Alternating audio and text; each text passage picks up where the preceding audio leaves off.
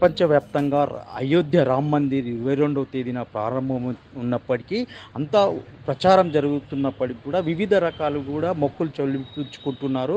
ప్రజల్లో గ్రామాలలో విస్తృతంగా ప్రచారం చేస్తున్నారు. అలాంటి సమయంలో ఆర్ఎంపీ డాక్టర్ రవికుమార్ అట్టముక్కలతోటి ఏకంగా రామ్ మందిర్‌ని తయారు చేశాడు. ఈ తయారీ ఏ విధంగా 3 రోజుల పాటు తయారు చేశాడట రవికుమార్.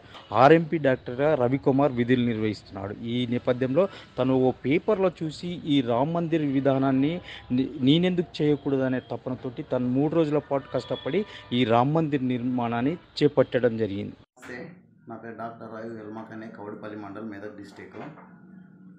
నేను అయోధ్య టెంపుల్ పేపర్లో చూసినుండే దాన్ని చేయాలనిపించి అట్టముక్కలు, ఫేవికాలు, కటర్ తీసుకొని చిన్న చిన్న ముక్కలు తయారు చేసుకుని దాన్ని డిజైన్ చేసుకుంటూ అతికించడం జరిగింది.